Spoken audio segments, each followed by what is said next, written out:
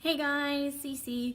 Okay, so if you follow me on Twitch, you know that 2 days ago I was streaming NieR Automata and I finished it finally. I started it late last year. And if you're in my Discord, if you're following me on Twitter, you probably know that I am currently like obsessed with the game. And this isn't necessarily a review. I'm not gonna I just want to talk about the game in general. This isn't like a well thought out review of the game or any of that. I'm considering doing an actual review of the game, but right now my brain is I just need to talk about the game, so I'm going to talk about it with you guys. Hopefully you guys have played it. If you guys have played it, comment your thoughts, please. So, I will say this is one of the deepest games I've ever experienced, and I know everybody's experience is different. I know I have some friends that cried throughout the game during these emotional scenes, but I personally didn't cry a whole lot. I did cry a couple times, but I think I was just so overwhelmed that it didn't come out in tears. My brain was just processing everything, and it didn't really hit me until after I already finished it and after I ended stream, and I have not been able to stop thinking about this game. I have been watching countless videos on YouTube about philosophy, how philosophy intertwines in NieR Automata, and I already picked up on these things while playing it. I don't think I've ever told you guys that while I was in school, philosophy was one of my favorite classes. I was in philosophy club. I love philosophy. So, as a person who loves philosophy as a hobby, while playing this game, it was really cool to see a lot of references to different philosophers, a lot of the story and everything revolving around philosophy, the meaning of life, consciousness, and what it means, what you mean, your meaning, you as your meaning in life. And it's crazy because this game just did it so well. You know, you start off the game, you have a mission, you know what you're doing, blah blah blah, and then there's a plot twist, and you find out that everything you were fighting for kind of is non-existent. So what is your meaning now? Even as the game player, like, wait, what have I been doing? You know, my objective has been thrown out the window in a sense. My dog's here, sorry, stop barking. And it's really cool because it revolves around machines and androids, and although in a lot of science fiction this theme has been touched on a lot, whether machines can develop a consciousness, whether androids and machines can develop emotions and feelings and understanding, or if they're just like, you know, Siri on your phone. Siri cannot process emotions. So, you know, we've seen this in movies and all kinds of things, books, blah, blah, blah. I'm not a huge science fiction fan, admittedly. I'm not. Science fiction sometimes bores me if it's not done in a way that I like. So, here, let me explain that better. I'm not a fan of science fiction like Star Wars. I'm not a fan of science fiction like aliens and this and that. And it was interesting to me that I liked this game so much because it had to do with aliens coming down and destroying humanity and blah, blah, blah. And bringing, you know, these alien machine life forms, blah, blah, blah. And normally I don't like aliens, but I do really like science fiction like Black Mirror. You know, a lot of these things, fictional, heavily in like revolving around technology and how it affects us as humans. I love that kind of science fiction. Eternal Sunshine of the Spotless Mind, ways that technology and things can truly affect us as humans and our emotions and the way we do things, the way we look at things, the way we experience things. So I really liked this about NieR Automata. And at first, you know, like I said, I didn't know if I was gonna like this game because one, it was science fiction. robots are like whatever to me. There were some gameplay gameplay moments throughout the game where you're in a space, not a spaceship, but you're like in this mini ship. It's like a spaceship, I guess. I forgot what they call it. You hop into this like little mech suit and you fly around and you're shooting, and some of those camera angles and gameplay mechanics reminded me of some of those arcade games. I can't remember the name of them, but you know, when you go to the arcade and you play that shooting and you're in the spaceship and you're shooting all the things, I hate those games. My boyfriend loves them. I'm not a huge fan of them. He's good at them. He's better at them. Every time I've gone to the arcade with him, I need his help with those games because I just suck at them. And I sucked at it in this game. So NieR Automata really, really pushed my buttons a few times. And I, in many ways, wanted to give up on it. But at the same time, I couldn't. It was just, the story just really captivated me. And, you know, you develop feelings for these characters the same way you would in a book or a movie when you're watching a movie that you where a character dies and you start crying, and you know, you go see a sad movie, people tell you, oh, bring Kleenex. It's the same thing with this game. You know, you learn to care about these characters and everything they've been through throughout this game, everything you've been through with them throughout this game, all those hard bosses, all those experiences you watch them go through, all those cutscenes of sad moments that you essentially experienced with them. So I don't even know where I want to go with this video. Like I said, I'm just kind of rambling about it because I just need to talk about it. It's amazing to me how this game really, really touched on this philosophy of the meaning of life, what the meaning of life is. And the very, very, very beginning, it starts off with one of the main characters, 2B, narrating this quote, and I've been obsessed with it. Everything that lives is designed to end. We are perpetually trapped in a never-ending spiral of life and death. Is this a curse or some kind of punishment? I often think about the God who blessed us with this cryptic puzzle and wonder if we'll ever get the chance to kill him. Oh my God, I love that quote. You know, when we talk about the meaning of life, a lot of people feel like God has a plan for us. If something doesn't work out for you, that wasn't in God's plan for you. Other people on the opposite spectrum, where I kind of lie more, is I don't believe in a God. I strongly hold dear to free will. I really, really liked in my philosophy class this essay I had to do on existentialism is a humanism. We really talked about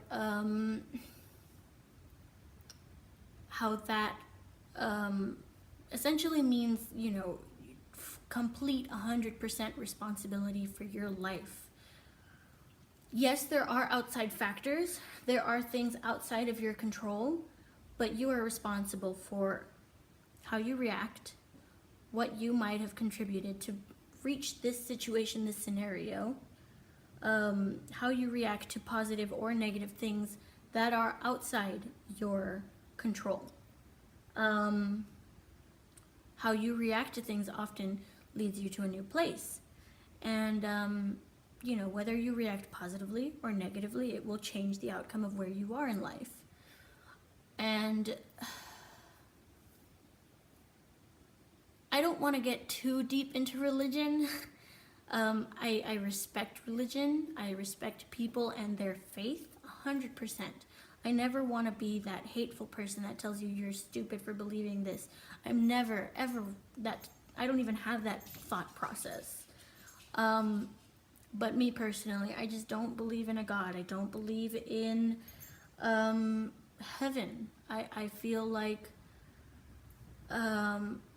you know, sometimes the philosophy of what life's meaning is scary. It is, you know, to feel like I don't have a meaning on this earth. I'm not special. I'm not loved by God. I'm just me.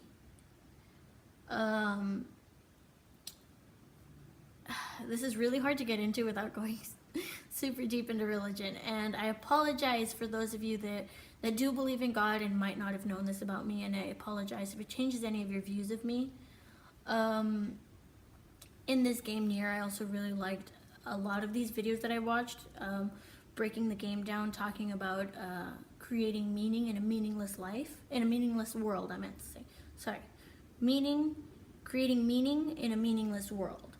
And, you know, from the very beginning, that's what it touches on. Like, these machines need to have meaning. These androids need to have meaning. And then all of a sudden that meaning is stripped away. The androids, their purpose, their meaning was to protect humanity. But then you find out that the humans have been extinct for years upon years upon years upon years. So what is their meaning exactly? What are they doing? What are they fighting for? What are they, you know?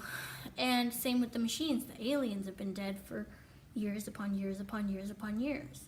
So they're just stuck in this cycle of fighting without meaning. Excuse me. There were a lot of references to different philosophers. I'm blanking out right now and I can't remember their names exactly. One is a feminist philosopher, and that was touched upon in the amusement park with the female machine who wanted to feel beautiful for love. And then, and she felt meaningless without that love, because no matter how beautiful she tried to make herself, she never gained the love that she was looking for.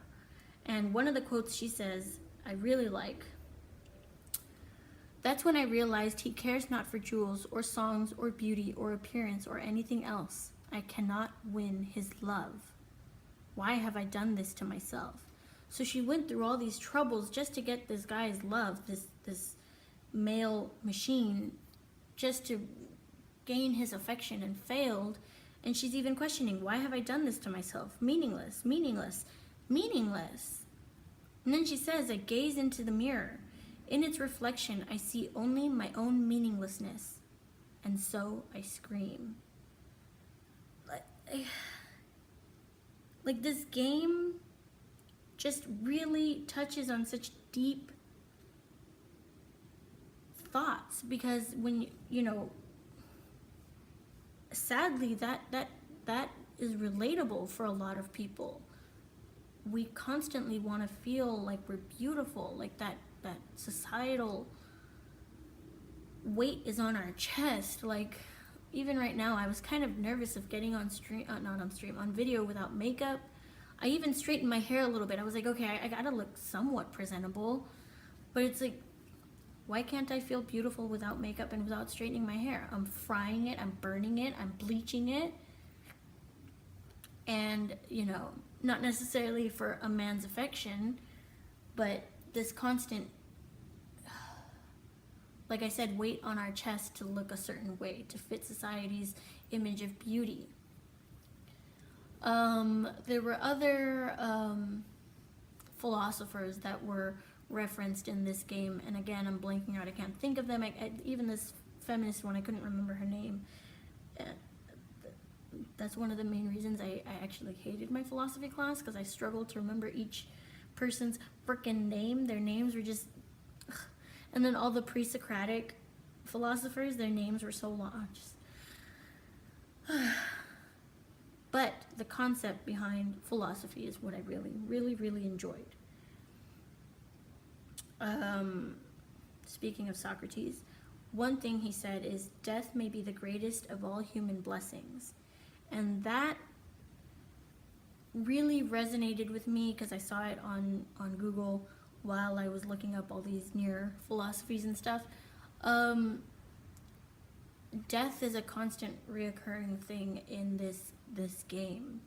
You know, the death of the machines, death of some of the androids, death of Adam and Eve, death of 2B, death of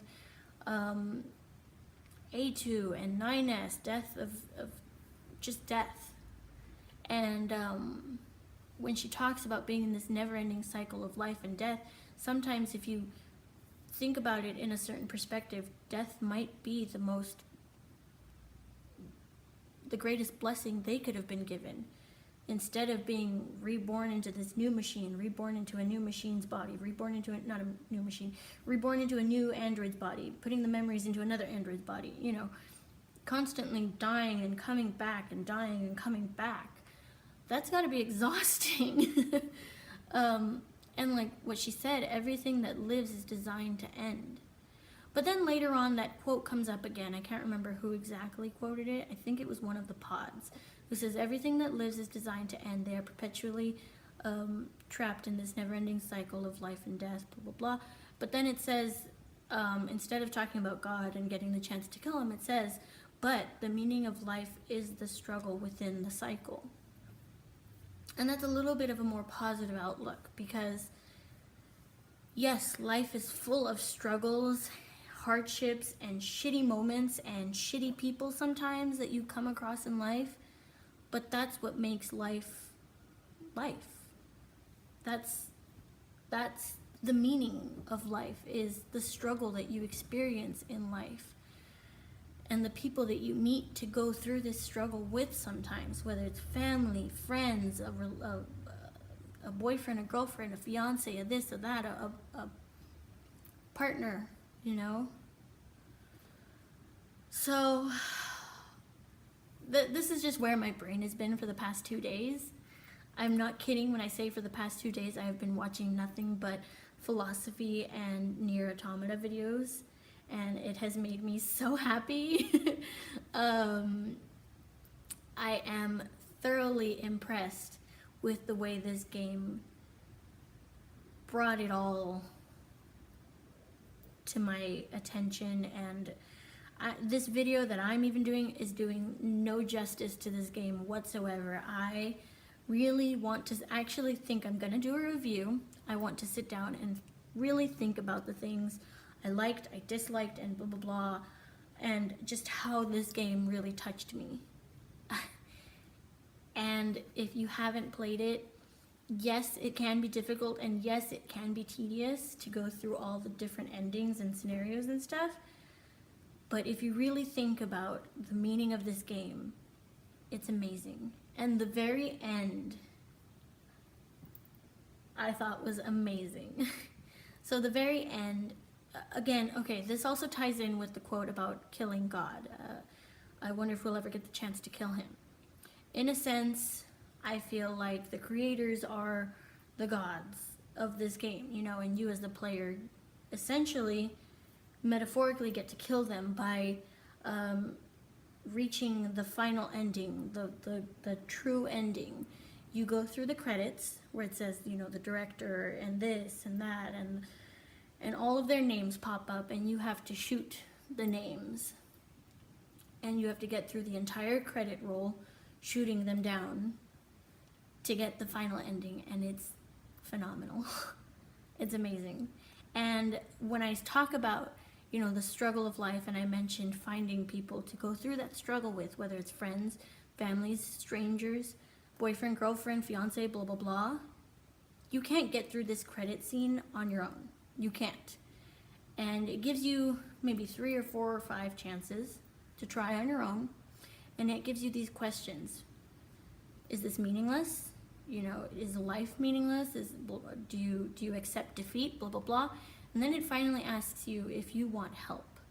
And if you say yes, all these other little ships come and they help you, and you can get through the credits.